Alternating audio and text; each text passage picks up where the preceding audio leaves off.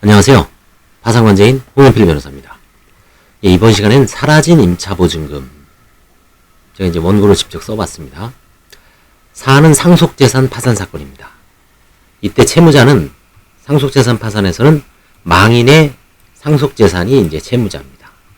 망인은 미혼이었으므로 모친이, 혼자 사시는 모친이 단독 상속인이 되었고, 한정승인 후 상속재산 파산을 신청하였습니다. 한정승인하고 이제 10일 이내에 공고를 해야 되죠. 지역지에다 하면 됩니다. 신청서에 기입한 상속재산으로는 예금이 대부분으로 약 한 9천만 원 정도 되었습니다.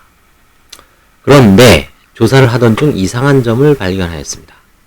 망인이 주거지 임대차 계약서, 이제 서울뿐이었는데 서울에 살았는데 임대차 계약서를 보니까 보증금이 1억 5천입니다. 이에 대해 모친에게 물으니까 이제 모친은 이제 법무사님을 통해서 지방에 계신 법무사를 통해서 이제 파산 신청을 했고, 그 법무사도 뭐 파산을 많이 해보신 분은 아니지만 하여튼 뭐 상속재산 파산이 주로 이제 관제인이 주로 주도하니까 큰 문제는 되지 않습니다. 모친은 이에 대해 상속인인 모친은 보증금에 대해서 이제 멀리 지방에 계셨습니다.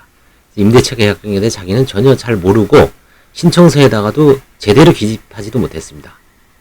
임대차 보증금은 금융기관으로부터 약 1억 2천만 원을 대출받아 총 1억 5천만 원을 지급하였고, 친구 모친이 건물에 입주하였습니다.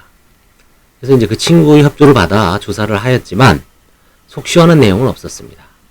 보증금을 임대인, 자신의 엄마죠, 임차인에게 반환하였고 현금으로 지급하였다고 진술합니다.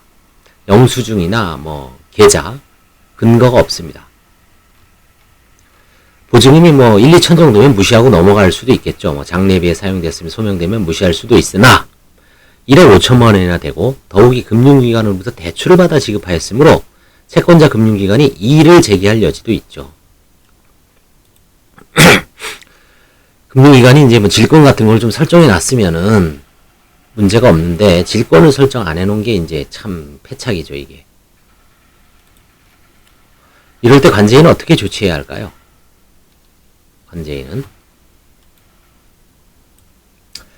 생전, 우리가 지금 하는 개인 파산, 생전 파산은 면책제도가 있죠. 그러나 상속재산 파산은 망인이 상속재산을 채권자에게 나누어주는 청산 배당 절차입니다. 나눠줄 게 없으면 그냥 파산 폐지하죠. 그래서 상속재산 파산에서도 채권자에게 나눠주면 파산 종결이라는 제도를 똑같이 두고 있습니다. 그래서 면책제도가 존재하지 않습니다. 다만 망인의 재산을 상속채권자에게 나눠주고 나면 상속채권자의 채무에 책임을 지지 않죠, 상속인들이. 그래서 책임 있는 채무, 책임 없는 채무, 그죠? 책임 없는 채무라고 하죠, 이게. 결국 망인이 생전에 보증금을 반환받았는지 여부가 불확실하므로 관제인이 임대인에게 임차보증금 반환 청구 소송을 제기할 예정입니다.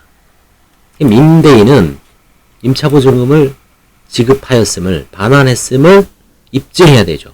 뭐 영수증이거나 뭐 근거, 아니면 돈을 언제 찾아서 줬다든지 뭔가 각서가 있다든지.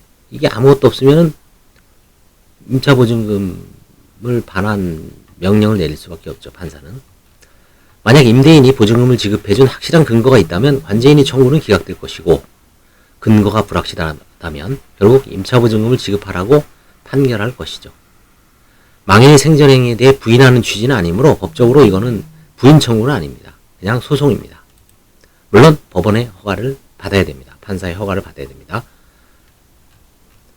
참고로 최근 논의되고 있는 파산재단 총액에 대해서 장례비 산정, 장례비를 인정받기 위한, 재단 채권이 인정받기 위한 공식에 따르면, 아직 확정된 건 아닙니다만 지금 8천만 원 정도를 회수했기 때문에 1, 2, 4, 요 4단계입니다. 500만 원 정도는 상속인이 장례비를 신청하면 관제인은 500만 원은 재단 채권으로 인정해 줄 수가 있습니다. 편리하죠. 뭐 부의금이 얼마 들어왔냐 뭐 이런 거 갖고 시비 걸 필요도 없죠. 그냥 8천만 원 들어왔으니까 법원의 공식에 의해서 500만 원 정도는 뭐 채무자가, 그렇죠. 망인이 상속인이 안 받겠다고 하지 않는 한 500만 원은 인정해 줄 수가 있는 거죠. 공식이 참 잘 만들으신 것 같아요. 네. 이상에서 이제 사라진 임차보증금, 죽은 자는 말이 없고요. 그렇죠? 죽은 자는 말이 없기 때문에 참 조사가 어렵습니다. 협조도 잘 안 해주고, 그렇죠? 뭔가 죽으면은 그냥 뭐 대충 상속재산 파산을 신청할 줄 몰랄 수도 있죠. 그렇지만 이제 뭔가 서서히 소송을 해보면 진실이 드러나겠죠. 이제 소송은 곧 시작할 예정입니다. 감사합니다.